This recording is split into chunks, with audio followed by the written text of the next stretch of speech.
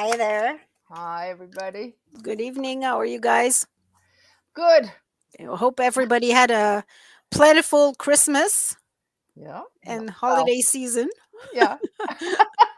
And we're all rested and energized. I Yeah, hope. I'm sucking We're on a lozenge right now because I'm sick, yeah. but yeah, it's been a good time. It's been a good and plentiful holiday season, and maybe the last one we're gonna see for a while, Louise. Oh, God. Well, let me put it to you this way. Well, we'll see. I think that we're in for some rough roads ahead, but Hmm. the purpose of having these conversations is to try and discuss what's going on and find ways around the Absolutely. issues. Kind of prepare ourselves. That's right. So I just thought I'd do my little blurb since I wrote it all out. Uh, Tonight is part one of a discussion about food insecurity in Cornwall. And part two will be on Thursday, January the 24th. It's a big topic, so we'd like to really explore it. Locally, food insecurity affects some families now, and it'll affect more in 2023 and beyond. In 2022, the price of food went up roughly 12% because of COVID related supply chain issues, the Russian war on Ukraine, corporate greed, and of course, climate change. Canada's Food Price Report 2023 is a joint effort by researchers at four Canadian universities: Dalhousie, Guelph, British Columbia, and Saskatchewan. It predicts an additional 5 to 7% increase in food prices in 2023. When we add that to other rising costs, the overall picture is pretty dicey for a lot of people and not likely to improve anytime soon. And as we progressively factor in more global warming, things could get worse. Sorry, it's dry in here. One sec, almost. Here we go. Yeah. Wait a minute. I may as well join you guys. I don't It's know. water break. Bad way to Water break. start. Anyway, so um, while the subjects that we discuss in a lot of these community action talks are not really fun or good news, especially, I personally believe that forewarned is forearmed. These discussions may give us a chance to plan and to sort out how to deal with things.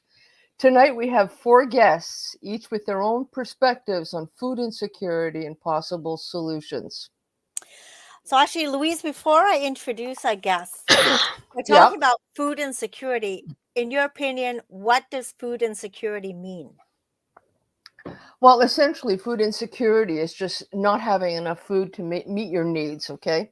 Hmm. Um, uh, and to another way of looking at it, though it's not really food insecurity per se, is the availability of the plenty that we're accustomed to. Yep. Okay, we're very very spoiled. We're accustomed to all kinds of food, and I think that this is going to start to change.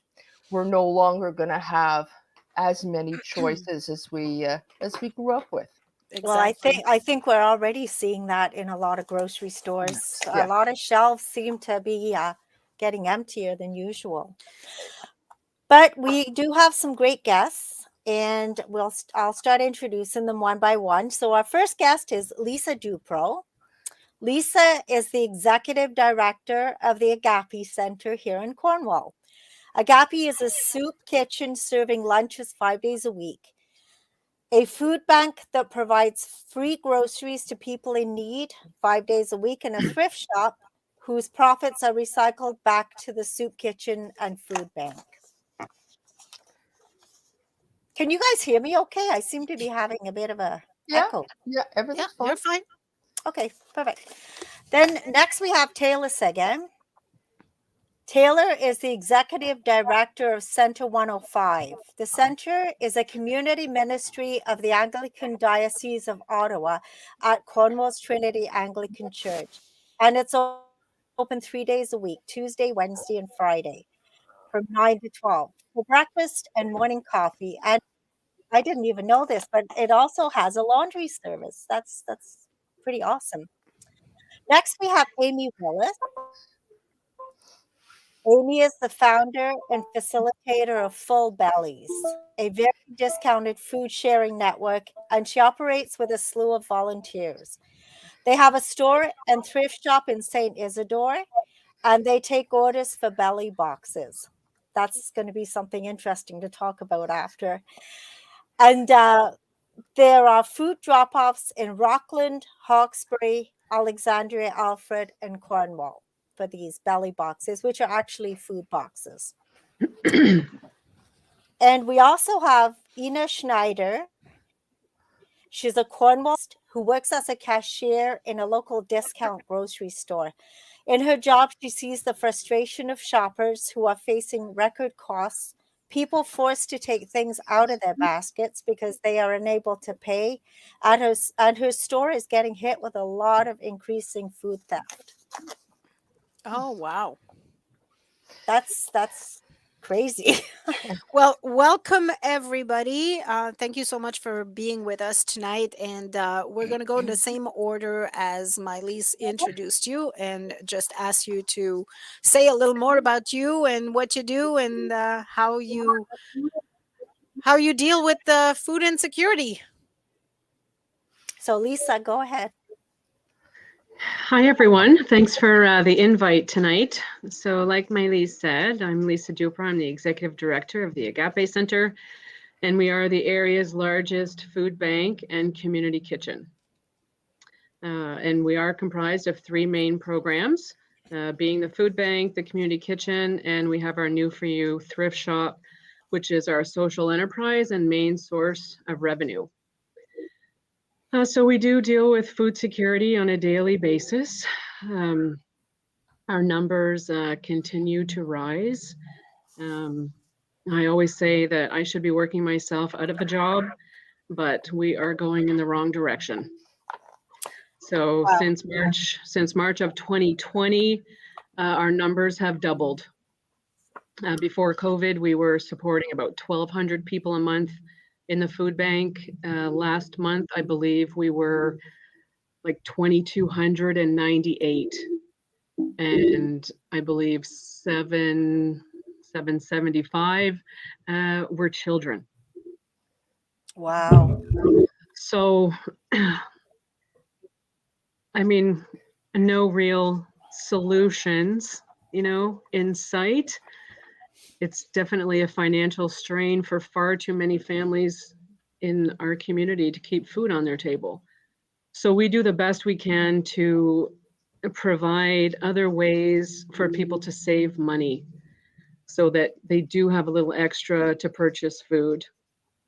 And if anybody follows our social media, you see what we do. I mean, it's free haircuts, for somebody living on OW, and they only get $733 a month. If their rent is $700, a free haircut is beautiful. We have our kibble cupboard where people can access free pet food. We have an outside fridge now where people can access food outside of our working hours. What else? We've had a snowsuit campaign. We've partnered with Children's Aid for the Holiday Star campaign. So this Christmas, there were lots of extras for people, which I was pretty proud of. It was nice to have parents coming in and shopping for gifts and, being able to provide a nice Christmas for their children.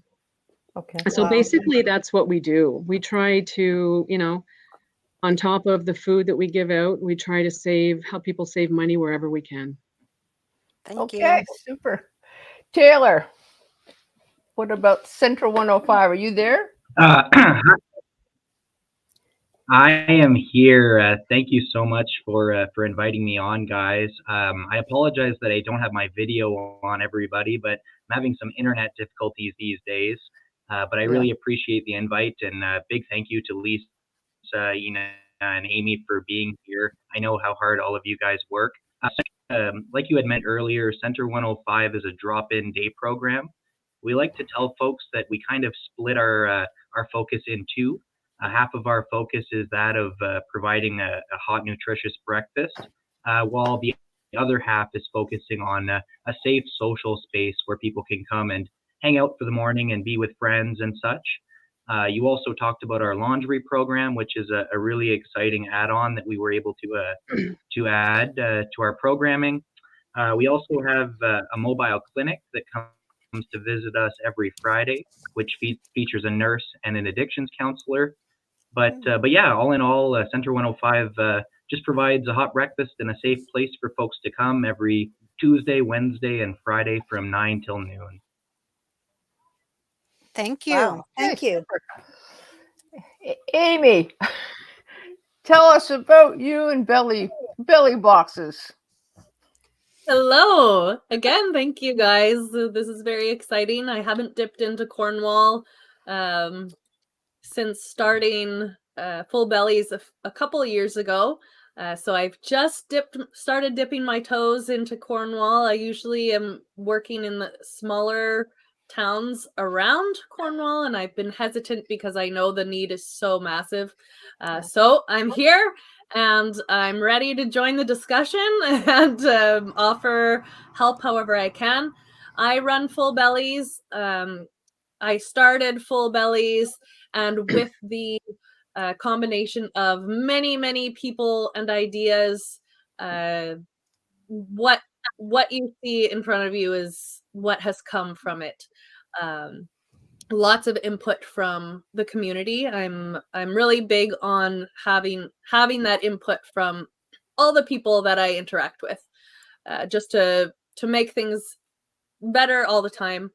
So basically what Full Bellies is a massive food sharing program, but it doesn't really feel like that. So you don't have to pay a membership, you don't have to sign up for anything, you don't need to prove your income or anything like that.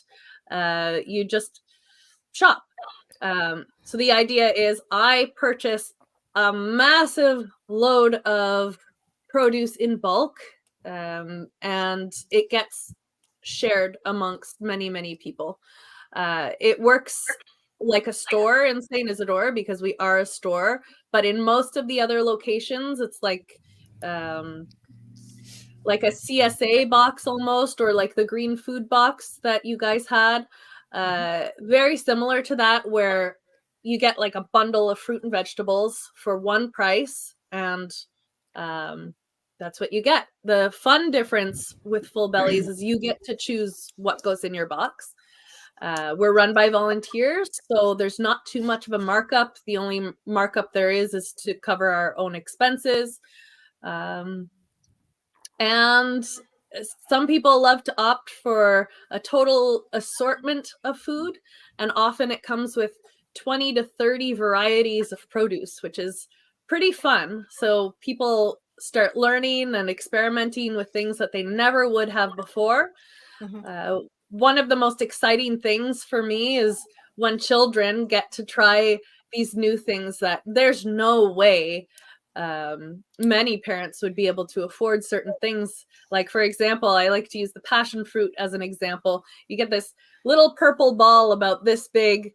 It's ugly, it's wrinkly, it doesn't look overly appealing at first, and it costs like $6 at the grocery store. So really, probably only a privileged family would be able to at least try it, right? Mm-hmm. With this, we can throw that passion fruit in a box and a kid can try it. And if they hate it, that's fine. No problem. But it didn't cost $6 to try that. I've got lots of goals associated with Full Bellies. The kids is one of the big ones for sure. Yeah, perfect. Thank you. So you're actually, I have a quick question. So there is a cost to purchase these boxes, right? Yeah. So one of the goals is to help people to be able to afford their food. Mm-hmm. there are absolutely circumstances where food has to be given away. And in fact, we do give a lot of food away, and we even discount our boxes for people in situations that need a discount. But already it's highly discounted from grocery store prices. And that mostly has to do with the fact that we're volunteer run. So there are no salaries to pay. And that takes up a huge chunk of a business funds, right? So yes, I love to encourage people to find a way to pay for their groceries if at all possible. And if that means they can only pay once a month, I'm okay with that. I love the old school tab system. Lots of people run tabs with me and pay once a month when their money comes in. But that means that their kids don't have to wait to eat, to have their healthy snacks. They don't have to have the cheap snacks that have hardly any nutrition. Instead, they can have their fruit in their lunch boxes. We have a comment from somebody who's used your services before. It says the amount that you get is way more than what you pay for. That's good. Wow. That is very true. Okay. And Ina, you work as a cashier at one of the discount food stores. You want to tell us a little bit about your experiences? Well, I do work as a cashier. It's grocery product and products stores. What I see on the till now is a lot of people, people are not, when I tally it up and I give them their total, they're like, oh my God, I don't have that. We've got to take this down now. We've got to take something out of the cart. I have watched other people step in and help out and try to, make up the difference for some people who are now taking food out of their shopping carts. But it's outrageous. I mean, romaine lettuce is $3.95. A little tomato about yay big will run you about $3.50. So, and it's not going down; it's going up. The prices are going up. I mean, what we have in sales specials, I will buy what I can of some of the really good sale products, and I've donated them to the Agape Center. And filled up my cupboards at home too, and others are doing that. And I've donated to the Kibble Corner. But we now have scanners in our meat and the scanners in the baby food, and the scanners in the Advil, and the scanners, because these are the items people are stealing. They're not walking out with a TV set. I mean, I'm sure they'd like to, maybe, but it's food. Basic food is becoming so priced out. I mean, to get meat, any kind of a protein source now, you've got to have money. We bought a roast. It was $28. The roast. So I almost had a heart attack when over the holidays I wanted to cook breakfast for my kids, and I went to, I think I was at No Frills, and I was there, and another gentleman was with me, and we're looking at the bacon aisle, and I'm seeing the bacon prices. It was like $7.99 for a 375 grams of bacon. And I almost had a heart attack. And I'm looking at the guy, and the guy's looking at me, and I'm looking at the guy, and the guy's looking at me, and we're like, no, that's not happening, So I think we're going to have to really start looking for the sales even more than ever, and checking your flyers and making sure that you buy the stuff that you would normally like Louise said. We're so used to having everything we want. Like, you want bacon, you go get bacon, and now the price of eggs and bacon is like skyrocketed. Well, I think some of it also is, you know, Yeah. we're a very meat and potatoes kind of societies. And meat, as we know, is really, really expensive to produce. So I'm just wondering what you guys think. Is it time for us to change our habits? Anybody can jump in, at this stage of the game. But the problem with changing some of our habits and going off of the meat is what you replace it with. Because the cost of Well, rice vegetables does for the not, I most mean, part but is it not does not cheaper. contain the complete amino acid chain. Yeah, Amy? Vegetables are, my goodness, we treated ourselves to a salad today with our little pieces of chicken. I mean, vegetables, when I had the summer garden, we were eating free veggies, but now it's winter. So vegetables, I mean, people are talking now about trying vertical gardening in their house. And no, it's not to grow dough. It's to grow something even more valuable, a lettuce. So what are we, when we talk about changing our lifestyles, now we're having to bring in massive amounts of food of a type we don't normally get, and the specialties, beans and things like that. And now Ina, you've got a you're huge cutting out quite a bit. associated I'm climate change thinking you costs should with that and probably. fuel costs with that. Yeah, Yeah, we can't hear her. Ina, put your mic, try bringing that closer to your mouth. Or even turn off your camera. It's you're Okay. cutting out quite a bit. Okay, talk All to right, her. I'll see if turning off the camera helps. Okay. Does that help? Okay. Yes. Yeah. Am I clearer now? Okay.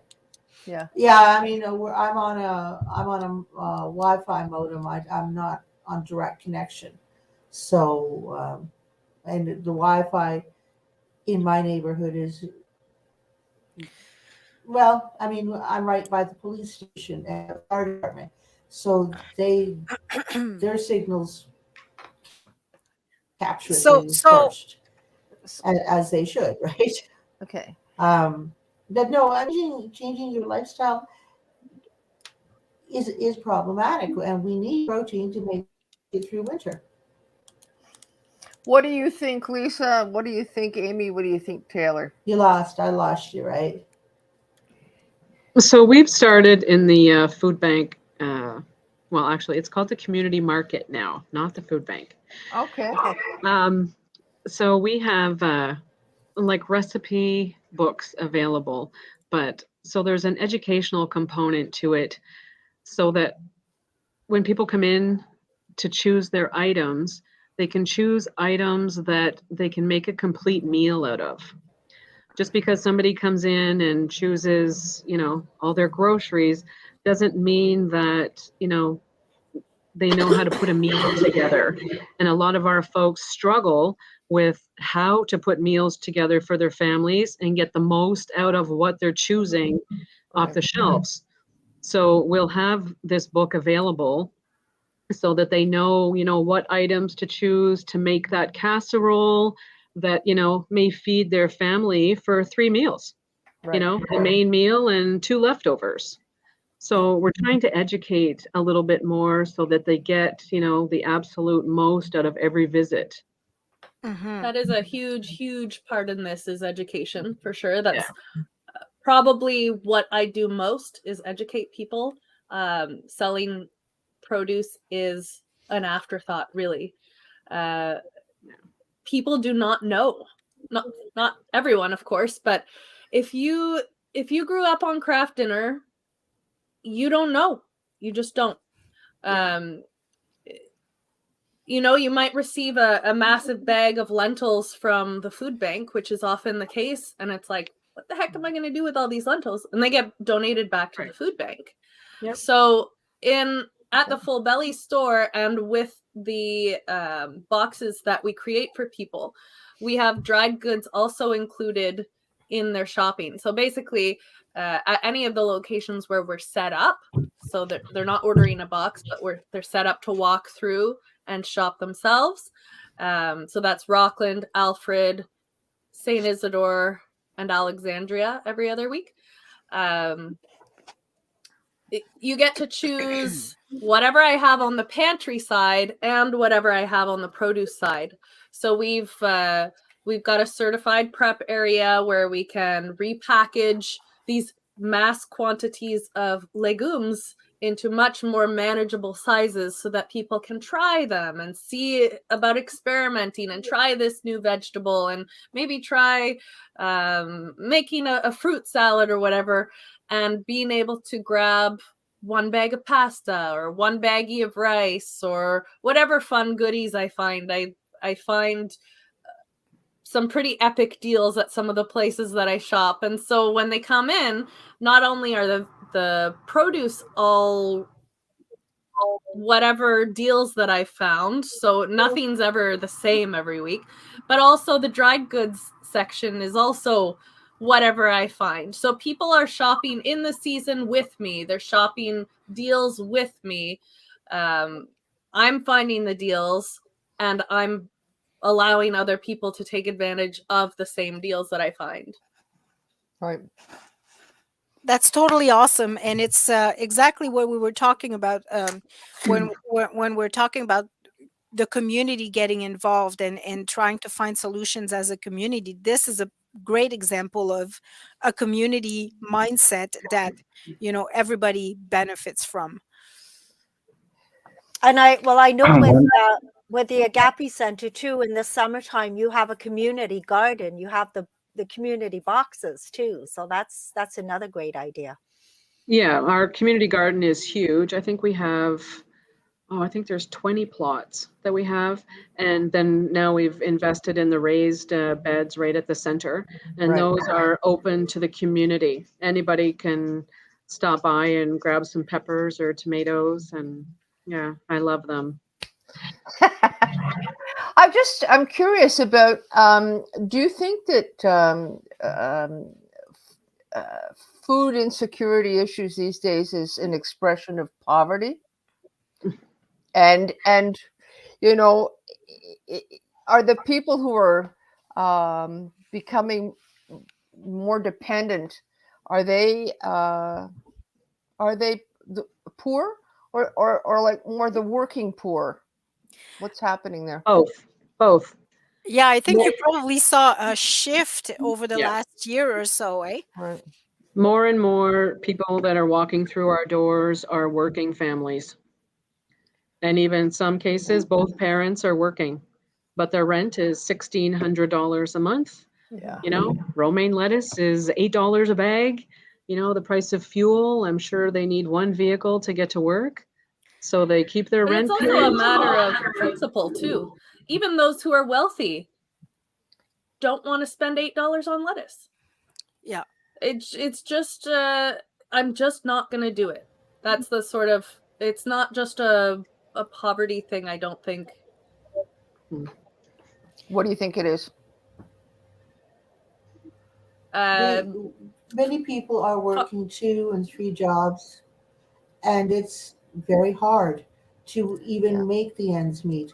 And they're still having to use the food bank to get by, getting by anymore. So more people are falling into poverty or falling into Tough times. even the middle class now are starting to crumble.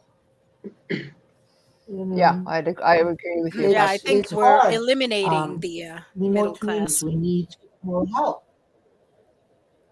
Yeah. Taylor, Yes. who is your clientele? Who are the people that are using your services? Because it's a little bit different.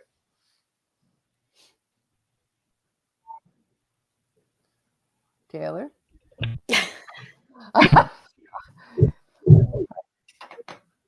Okay. We're having some issues, technical issues. Technical issue. We have them every time. Yeah, yeah. There we go. Okay. Yeah, that's a really good question, Louise, and Lisa kind of touched on it earlier. More people than ever before are accessing the food agencies.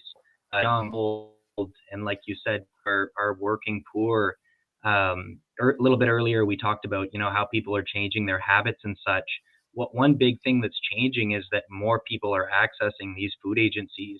People who oftentimes have never accessed a food bank before are now, having to access a food for the first time in their life. So, that's a major, major shift that we're seeing. But I would say, Louise, all demographics right now for sure. Got some high school kids coming in, and we've got, seniors living down the road that, don't make enough on their pension to get by. So pretty much everybody these days. Yeah, we Okay. got a comment from a viewer says, I think it's a choice too. Middle class, if you want to maintain your lifestyle, you need to help cut on bills too.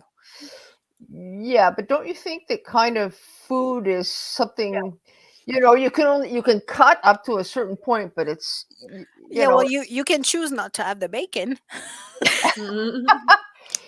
yeah, but you I can't. refuse to pay $8 for bacon. I refuse. That's just not gonna happen.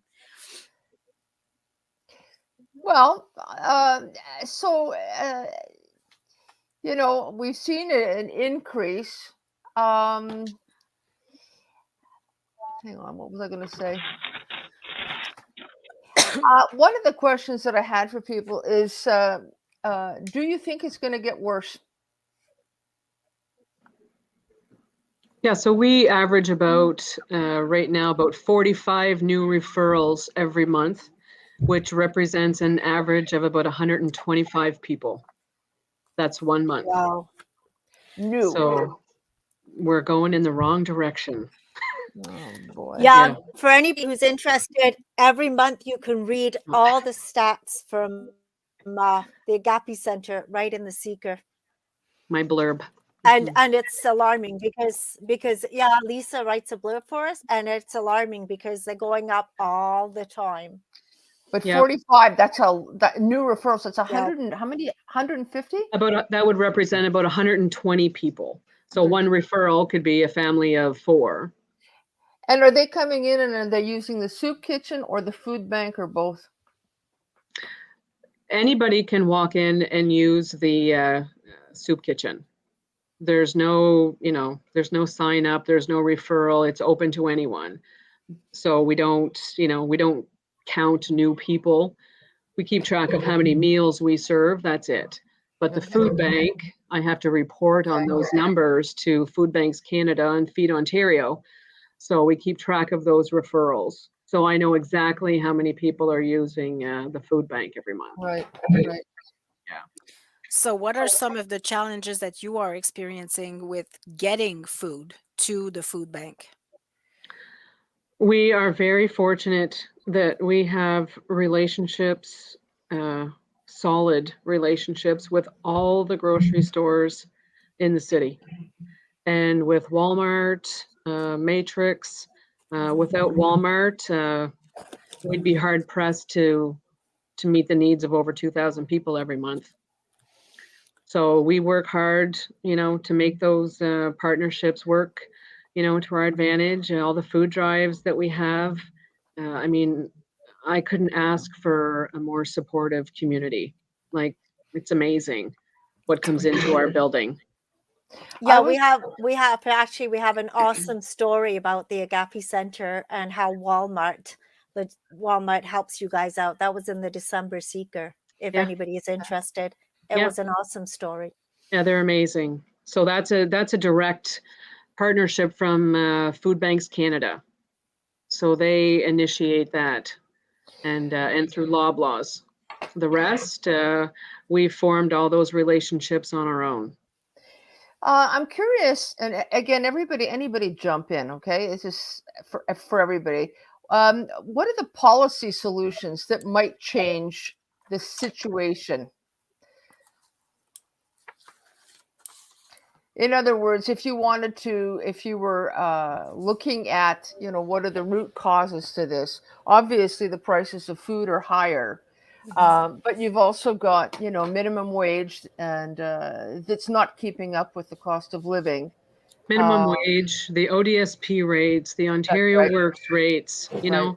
how can someone live on $733 a month? You can't. No, I know. I think there's I- some ways around though. So I mean, when things are that tight, when you only have $100 or less to pay all your bills after your rent, that's a huge problem. But what Full Bellies has done is offered ways to get people fed, but at the same time, people can still contribute to a community. One of the things that I like to offer on a personal basis, I don't plaster this all over the place. Well, I mean, I'm on a news broadcast right You now. are now. But many people know this, that they can come and take some of our rescue food. So a pepper that might be too blemished to put out in the shelf, I'll just give them a pile of rescue food that's still very good.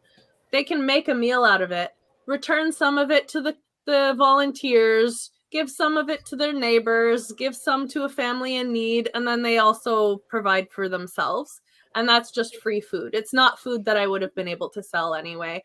A couple days later, and it would have gone out to the farm.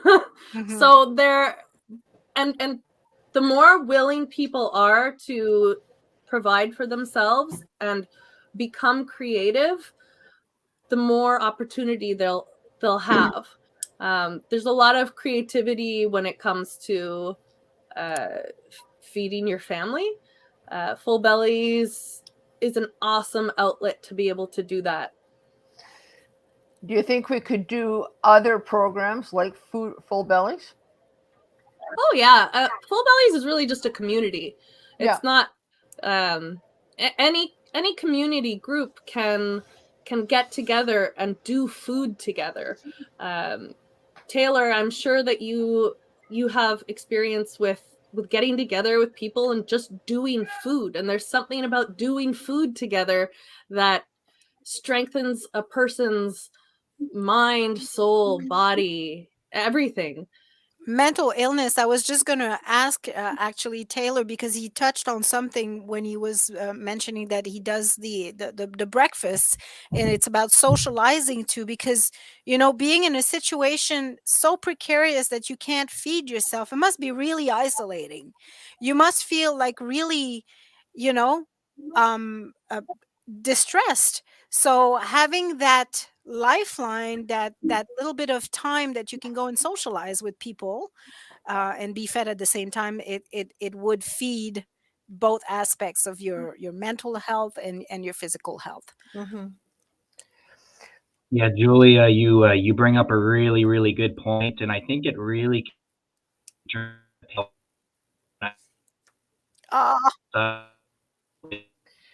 for It's too bad we can't hear a everyone in thing our you're community, saying. but especially residents just near us, called the Beak Lindsay House. Senior, Oh, not 30. So We're not hearing you. that is too bad. I am going to mute Oh, him. am I and cutting in? You're cutting in and out. totally cutting in and out. Can you hear?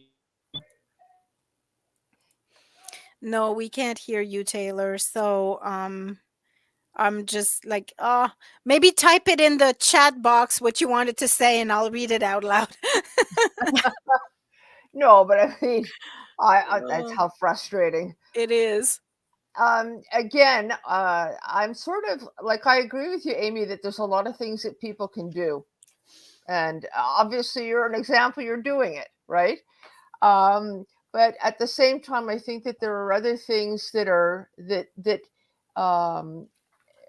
we need to change in the society, so that not one to the exclusion of the other, for example, but I think that we need to change certain things to help people to get out of out of poverty, out of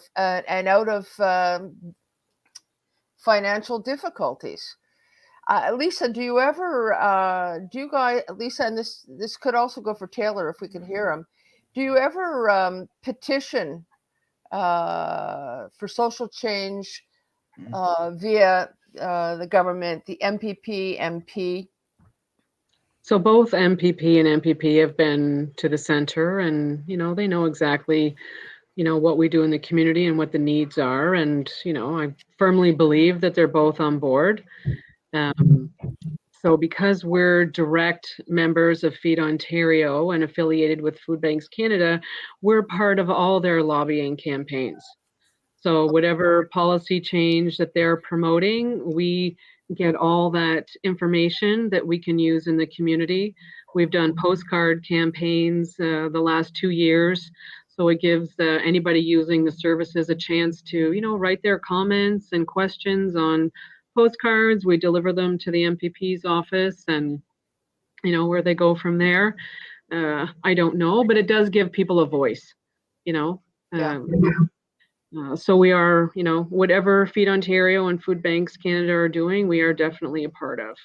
They have a whole team of people that, that's all they do is lobby for change. So, I mean, again, open to anybody that we can hear anyways. What are some of the things that people can do? Individuals? I would Sorry, Lisa. No, go ahead. Are you guys able to hear me for a sec? Yes. We are now. No. Oh, excellent. Yeah, I think there's a few things that people can do, and I think one of the biggest things, and we're kind of doing it tonight, is people can educate themselves on the social issues happening in our community. I think 2 summers ago, we really started talking about homelessness, and for a lot of people in our community, it was kind of like breaking news, even though it's been around for some time. And the same thing for food insecurity, right? So volunteer, and I know Lisa is probably always looking for volunteers just like us, because it is such a huge operation to run a food agency. And then donating. Donating is also huge.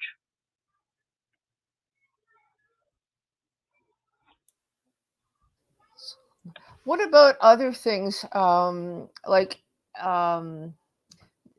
things like other kind of food sharing, bulk buying, things like that, cooking programs so that people learn how to prepare food more efficiently, less expensively? So Full Bellies obviously buys food in bulk, and I only shop either in season or in deals. And so it's really interesting to see when people come in who aren't quite familiar with what I'm doing and go, oh, I just need some celery. And I go, actually, celery was $100 a box this week. So we're not going to have celery until the price comes down or until I find a good deal, which is entirely possible. So that's been a really cool thing to start educating people on buying, not just in season, but in season around the world. And also not being afraid of ugly food. That's been a big push that I've been pushing the last couple of months. Amen. Like you've got a discolored carrot, just peel it. It's fine. It looks bad at first, but it really isn't. So the culture in North America is your food needs to be beautiful, Pretty. but it doesn't. It's very good food when it's when it's ugly. Absolutely. I buy all my fruits in the discount section of Food Basics or Walmart. Like I refuse to pay high prices. So I just go and buy whatever's there. Then I make a huge fruit salad and it's gorgeous. It's pretty when it's in the bowl, all cut out. And in fact, tropical food often requires mold for it to be ripe. like a papaya. You'll never get a clean papaya. So Jackie suggests that we should be growing food. Yeah. I listen. That was a really interesting turn that we faced this summer, where our sales plummeted, which was cool in a sense because everyone had their own garden. Mhm. Where since we've been just focusing on towns in the outskirts, not in the big cities, everybody just has a little space to do their garden. So on one hand, it's like, oh, things are really tight, but on the other hand, oh, you're growing your own food, and that's so good. I Well- do that, and I managed to almost fill a freezer. And we're talking a city backyard garden. Well, you can even, I mean, even growing in little we grow pots. food and we dehydrate. Say again. They grow food and dehydrate it, I That's- think. Part Oh. of that, we grew a lot, dehydrated a lot of the herbs, and I made little soup packages, put in a few noodles or rice with the dried and toss them into. What about And, stuff so- like that? What about teaching people how to Dry dehydrate? meat a long way in soup. You basically Mm, We can't hear you, can't hear. Ina. I'm gonna have to mute you. Sorry. It's just not working. why can't you, Louise? I can sort of hear you, Ina, but you're Oh. in it. It's like Taylor. The two of you are in and out for reasons I don't understand. Yeah. Anyways, Amy, you're good. I'm gonna be a customer during the summer because I can't grow anything. So I kill everything. I'm known for that. So Yeah, I'll still need you. she even knows how to kill plants that you can't kill. She Oh, really no. does. Cacti. I kill that too.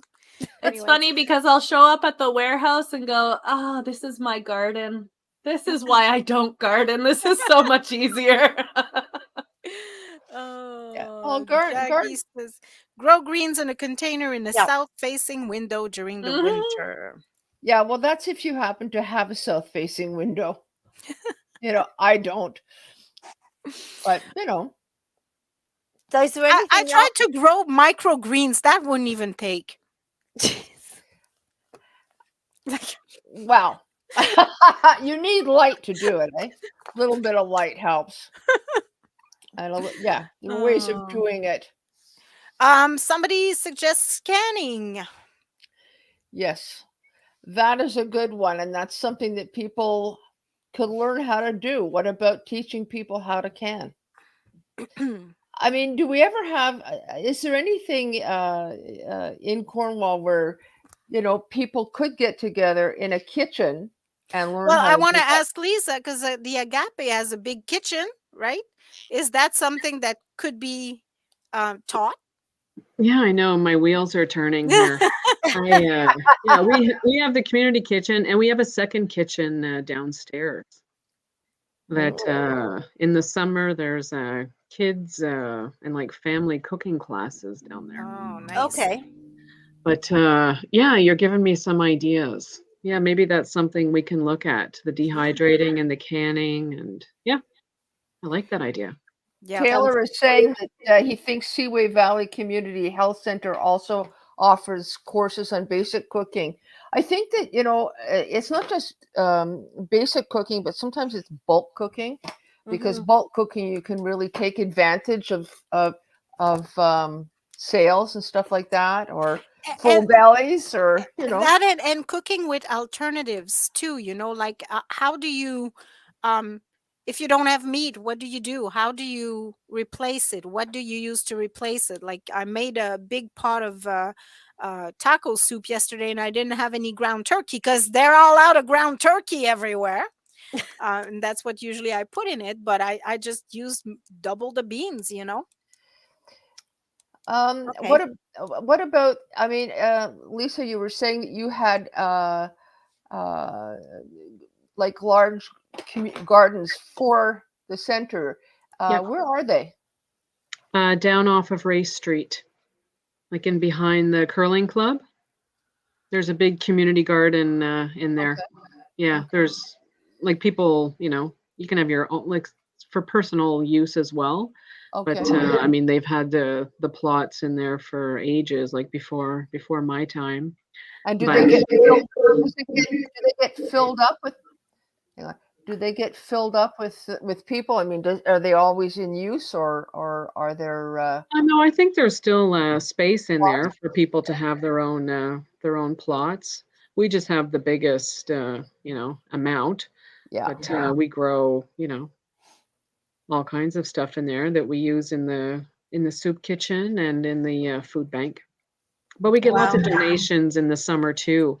People, add an extra row to their gardens and Yep. donate it to us farmers. We get lots of fresh fruit, fresh veggies in the growing season.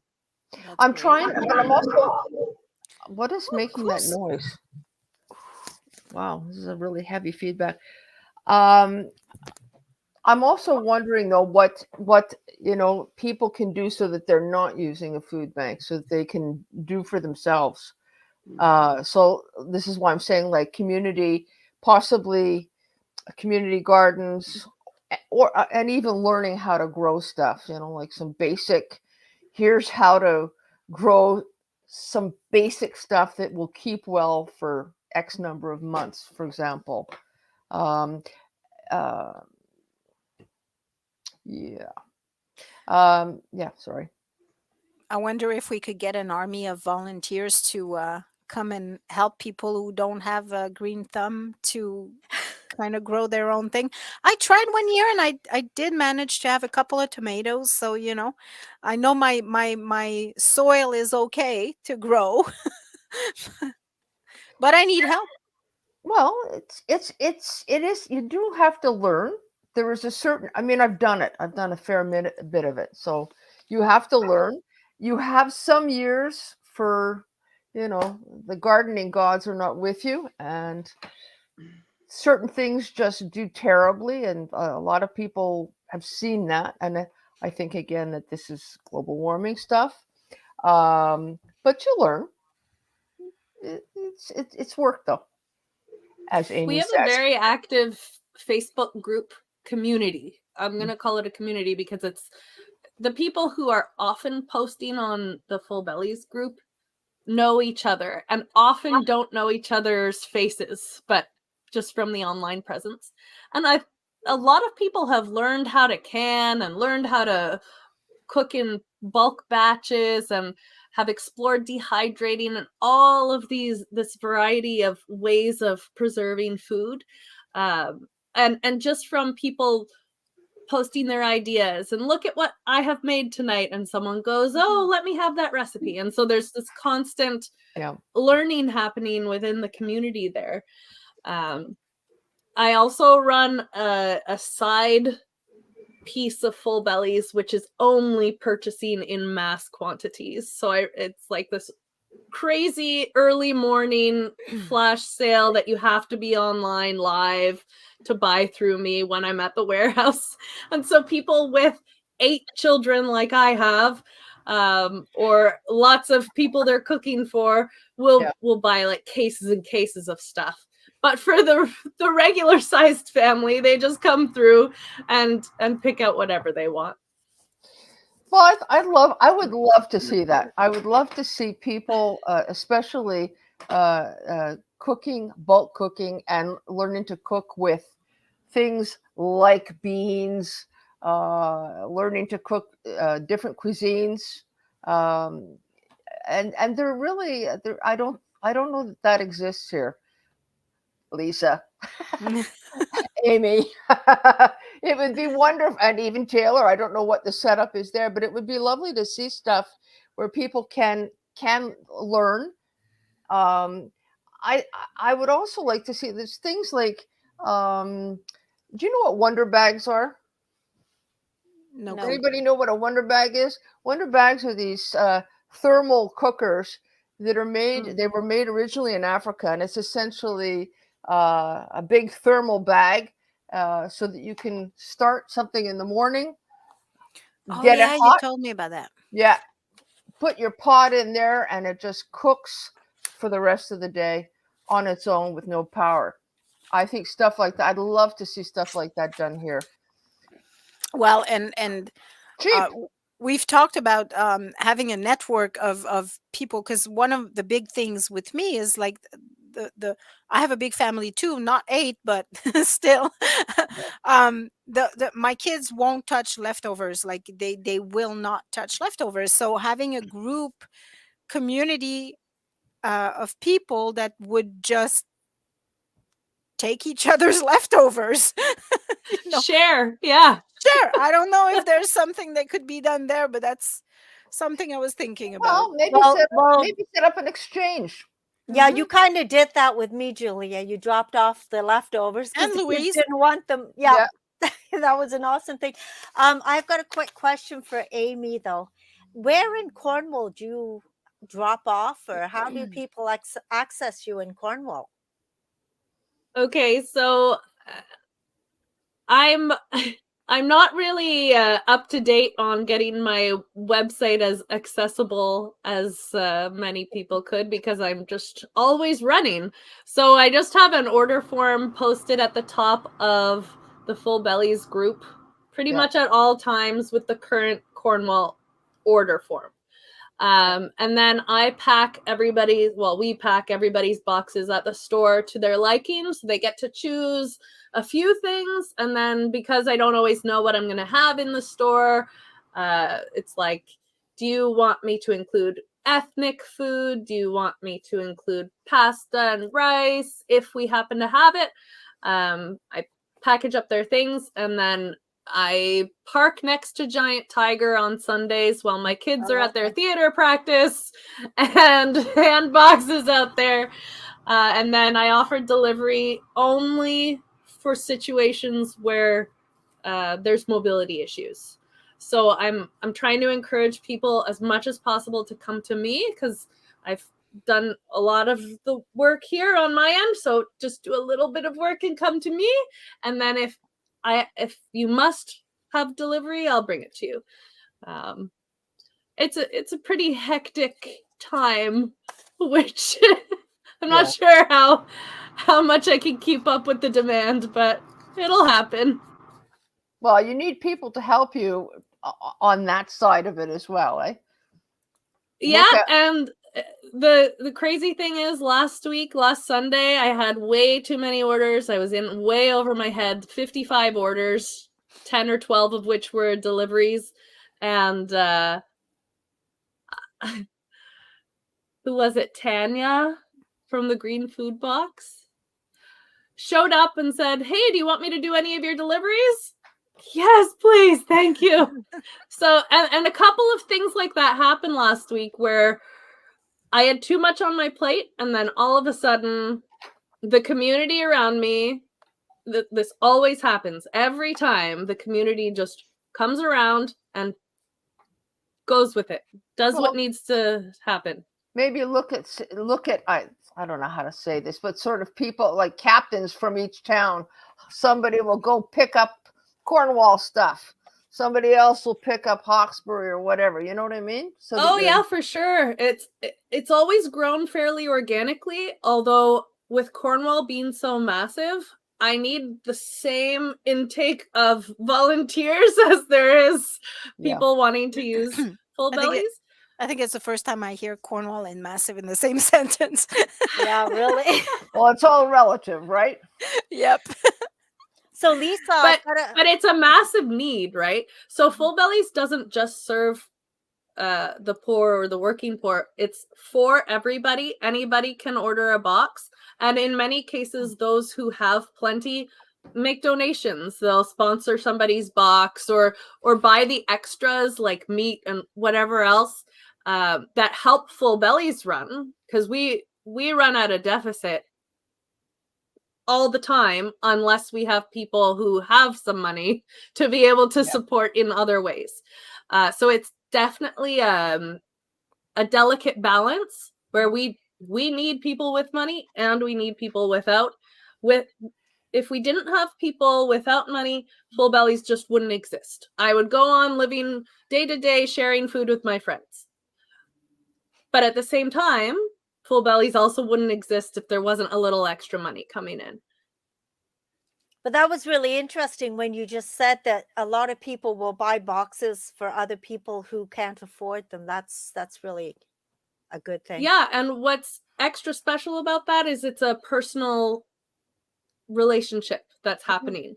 And sometimes it's not. Sometimes people buy boxes for someone they actually know, but then sometimes it's just, here's an extra $30 for a family in need. And then I get to have that personal interaction with someone and say, hey, somebody blessed you with this free box. And it's just the emotions and the gratitude that pour out of people when things like that happen is incredible. Wow. That's pretty cool. And then It's- the other thing I kind of wanted to mention to Lisa, I know a few years ago I took part in the Hunger Awareness Challenge, which was very eye-opening because we got to choose food from the well, now it's the community market or the food bank. And then we had to make do with what food we had. Just That's right. like somebody who would have been visiting the food bank would have to do. Is there, do you still have that kind of thing? Those challenges going on? Yeah, we do it every September. Okay. Yeah. And yeah, I do it every year, and it's very challenging It was because because that the food that you choose when you do that challenge is what anyone using the food bank is going to use. Yeah. But when we do that challenge, it lasts us the week. Some Yeah. folks using the food bank, that's their food for the month. Yeah. So us doing it for a week is, like it's difficult because our choices are limited Mm-hmm. as to what we have. And it's not the food we usually have. But people using the food bank, for far too many of them, that is their food for the month. And the thing is too, like you're saying, the food choices are limited, so you have to become creative to make. That's right. it I mean, last. we have lots of options, but when we do that challenge, all the options that we would usually enjoy shopping at the grocery store, they're very different. Exactly. Yeah. So yeah, you have to be creative. And even when I choose my items, when I do that challenge, I'm running things through my head, like, okay, what am I going to make with this and this? So that's why those cookbooks that we have now and the recipe books are ideal to help people, put meals together. Yeah, that's a great idea. Yeah, I need them. I know when I did the challenge, I did too, because my husband Yeah. usually does all the cooking and I had to do it all myself and I had to think of things myself that week. It was a challenge. Yeah. We're Mhm. going. Another thing that I was wondering about is what about something where people, when you see that you've got food, you've got too much of stuff. What about I don't know what you take in and what you don't, Lisa, but what about the idea of having something like almost an exchange, or not necessarily a physical thing, but something where you can post, all right, I've got, the contents of, my freezer, it's starting to get full. I've got to get it out because I'm going to, be buying, growing stuff for the summer. Because this has Oh happened. yeah, if somebody wanted to donate, stuff out of their freezer, that's fine. But I couldn't take in anything that, like if somebody baked us a casserole, I couldn't distribute that, But it would be nice. unfortunately. But it's sort of too bad because, like Julia was talking about leftovers, and I also see that sometimes I overbuy. Like I'm the opposite. I live by myself, and sometimes I have a certain amount of, I have food panic. It's like, oh my God, especially during the beginning of the pandemic. It's like I'm not going to have enough food. My brother's going to starve, and my cat is just going to be. That's going to, So it was. I overbought. Yeah. And I overbought, especially canned stuff that I'm not really partial to. Yeah. People So do that all the time. People will yeah, drop they do. a bag of groceries off and say, "Oh, I just, I don't need it. I bought too much," or they buy stuff for us when it's on sale Yeah. and say, "Here, I bought extra." But is there, what about the idea of also having something so that it doesn't have to, so that it's out there in the community? Yeah, I mean, I don't see why we couldn't set up some sort of forum, that people could, all take part in and share food amongst themselves. Yeah, I like that idea. We got a comment from Isabel Pinot. Try using the app Supercook to cook with what you have. Yes. But sometimes, people have too much. Mhm. And what about food waste? This was something that we were it's frustrating. Mylise and I were talking about this. She does a lot of wedding stuff. And So what happen? Yeah, what happens is there's always a buffet meal, and at the end of the meal, they just end up throwing all this in the garbage. So it just really kills me watching that. But this isn't anything that can be donated either, I don't think. Oh, they could put it in our outside fridge. okay. Yes, absolutely. Okay, so Yeah. they could do that. Like, I mean, Yes. if the bride That we can do. yeah, if Yeah. the bride doesn't want it, they could put it into little boxes and put it in your outside fridge for you. Okay. Yep. Yes, for sure. Would that Yeah, go for making those casseroles? I found a casserole in my freezer. Could that go in the outside fridge too? Yes. Because Yep. it's just like a community giveaway. That's right. Ah. Yeah. How big is the outside fridge? Seriously? It's not a full size fridge, but it'd be like an apartment size fridge, I guess. So you could package, like, let's say I have shrimp fried rice and I have too much. I could package it a little and just put what it is, and somebody can The pick it date. up. Yeah. Yep, Oh wow, Yeah. that is cool. for sure.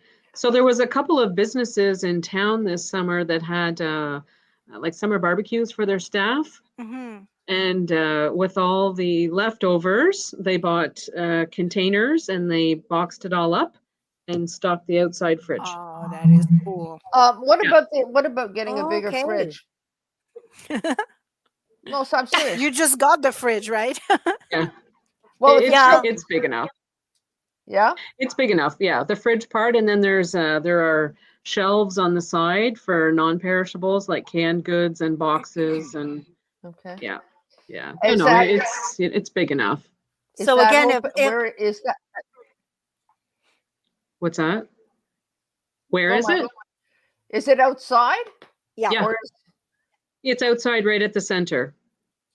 okay, but in the winter, doesn't it freeze?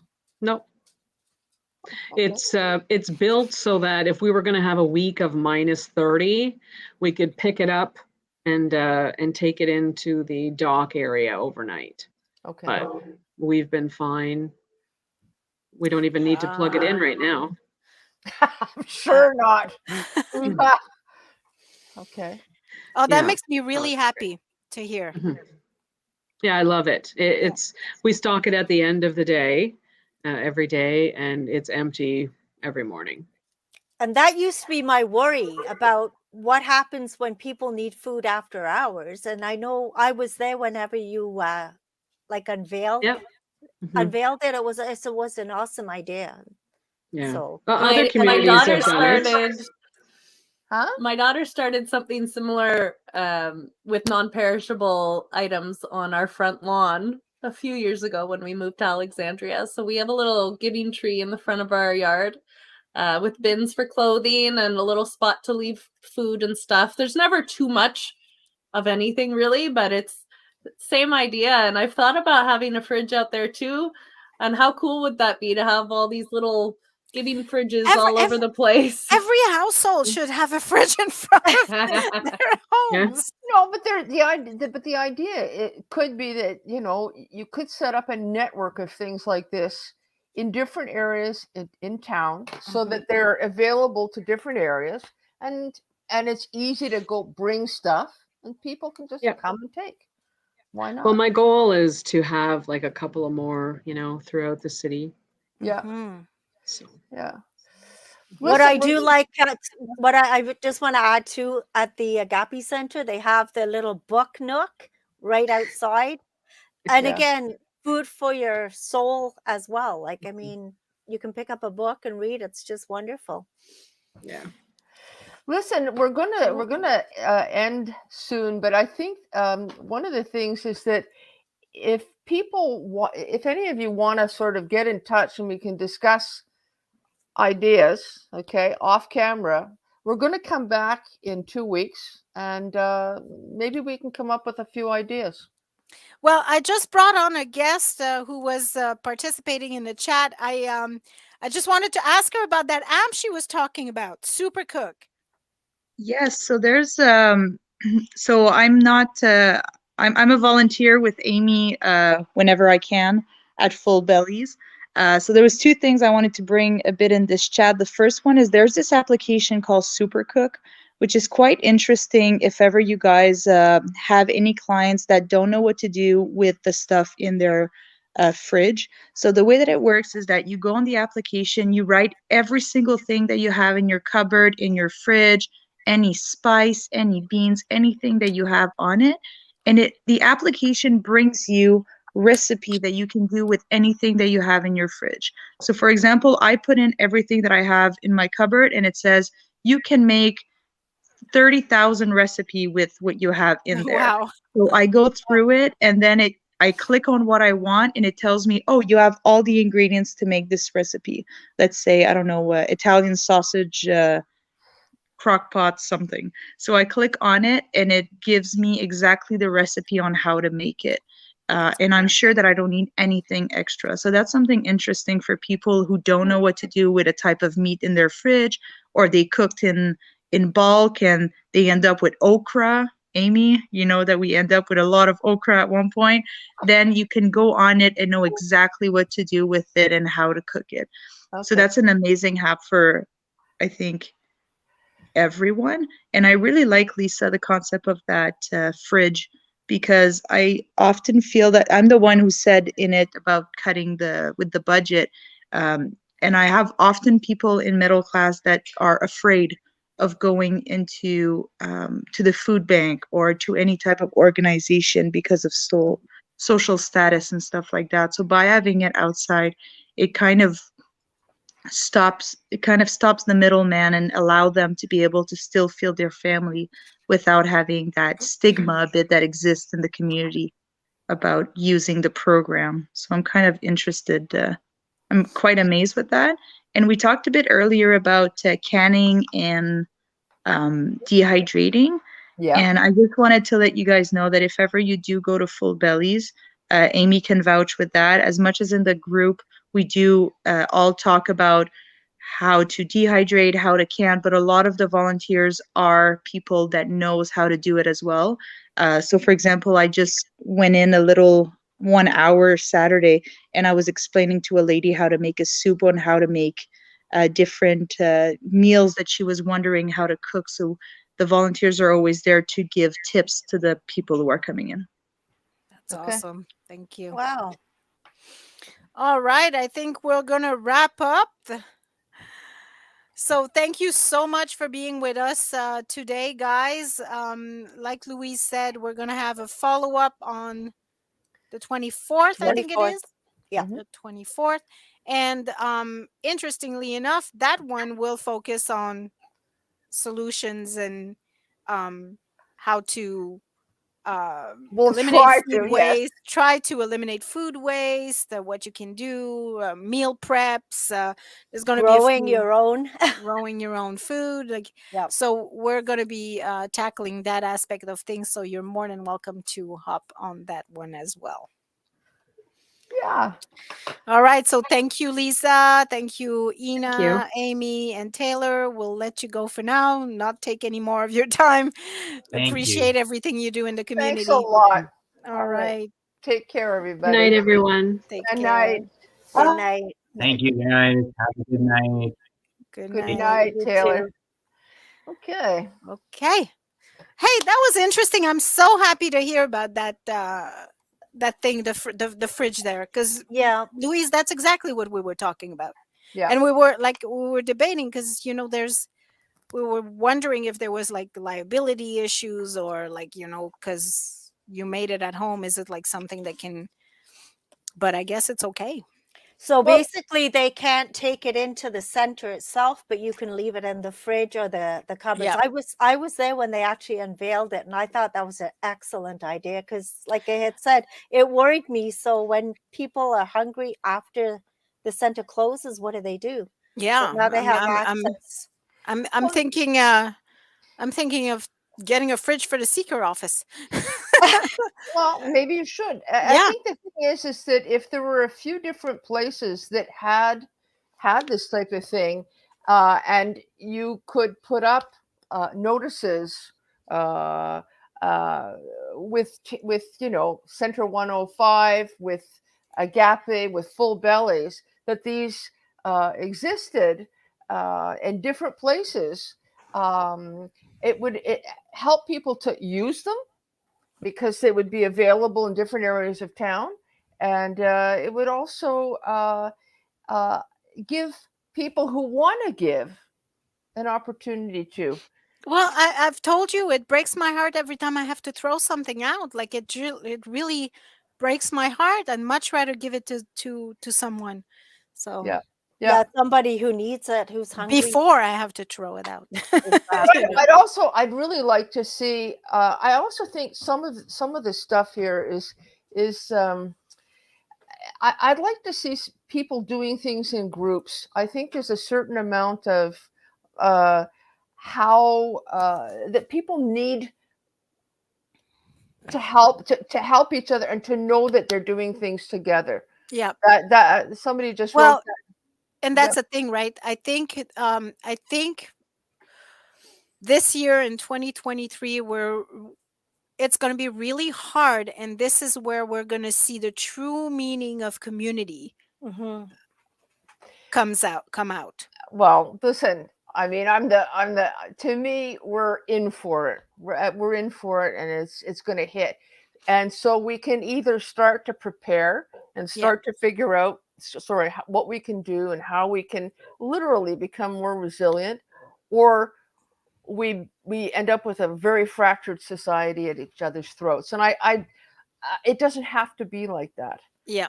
I think we can do things to make Cornwall a lot more resilient, make it a lot better for a lot of people. And in the process, it doesn't matter which side you're on, whether you're needing or you want to give, everybody's better for that. Hey, maybe we're onto something, and we're going to become the model that they're going to be other communities are going to model themselves around. Certainly having fridges here and there in the community is a great idea. Like, can you imagine if you could walk down the street and every house had a fridge outside, and you can just go and check out what's there? Well, I don't know about every. Yeah, I was going to say not every house, but if you had community fridges in some areas and Yep. it was known, that would be really good. If you had also people teaching other people how to do things, how to budget, how to shop for food, how to prepare it, how to keep it. Terrifically, it's great for the people who need to learn. And even if you want to teach it, you also learn in the process, and it's very fulfilling to do. Mhm. Well, you know what I find is good about what we're doing, the community talks, is people don't feel that they're alone in this. Like other people are going through the same kind of things as they are. Well, with this, everybody's going through this right now. Exactly. Exactly. Exactly. But not only your fridges and stuff, the other thing that with the clothing, where they have outside Serendipity, they have the clothing tree too. Like a lot of things can help people out. Yeah. Lori says book boxes for non-perishable items as well. Book So- boxes. Book boxes. Book Lori, boxes. what do you What mean? is book boxes? I think she means something like an outdoor book library. Oh, yeah, yes, yeah. Maybe, that's a book but Yeah. nonsense. maybe Lori can write Oh, what so she they means. use it for Yeah, yeah. groceries. Just like they Yeah, have okay. outside the Agape, the Yeah, thrift yeah, yeah, store, yeah, they yeah. have the box where they have books in it. Yeah. Then you put cans in there. No, But yeah, again, okay. but those can freeze in very Well, cold this is the weather, though. thing. I think it depends on where Yeah. it is, and I'm assuming that Lisa at Agape, they have something that's insulated. I think Mhm. they do. You know, Mm. not everybody's gonna go do that, but who knows? Who knows? Well, I made good connections tonight. Jackie said that she's going to help me with my garden, so that's good. She's going to teach me how to have a I'll- green thumb. I'll help you with your garden, but I'm telling you, your backyard is not going to look the same. And that's fine. Like somebody was mentioning in the comments, like we need to do away with grass and start growing. Yeah, real yeah. food. I Like, think why it- do I we think- have grass like this? I hate it. I've taken up all the grass in the front, and most of it in the back. I can't stand grass, Mm-hmm. and You took- that's What do you do in the grass in the front? You've got a vegetable garden growing in the front too? well. or- I have to say, I have plants, and Okay. what I do is I have areas where I kind of mix food stuff Okay. in with the flowers. Like one year I had beets. 'Cause they're very pretty, right? The foliage is lovely. So Mhm. I had too many from the back, so I brought them in the front. Could be boxes in the front, which can be pretty and grow food. Yeah. Well, Yeah. there's actually in the area where I live, there's a house and they've got vegetables and then they have marigolds in the boxes as well. And it's just gorgeous. It's just Yeah. beautiful. Yeah. Well, Yeah. marigolds are great for Keeping all the little critters away. yeah, some of them anyways. Mhm. Unfortunately, as far as I know, it doesn't work for the bloody Japanese beetles, but that's a whole other story. Whole other show. Oh yeah. Ooh. Awful things. Oh. Okay. Well, that was great. It was a great show. We got a lot of great information and a lot of I- ideas. I would like, I'm hoping that we get some actual follow up, and that we that it gets people doing, more involved in doing things so that we can, And Absolutely. working together. Mhm. absolutely, That's the big thing. yeah, it is. All right, guys. Well, that's it for us for tonight. We'll see you in 2 weeks, guys. Yeah, part All 2, right. Yep. food. Part two. All right. Part two. All right. right. 24th of January, 7 p.m., same place. All right.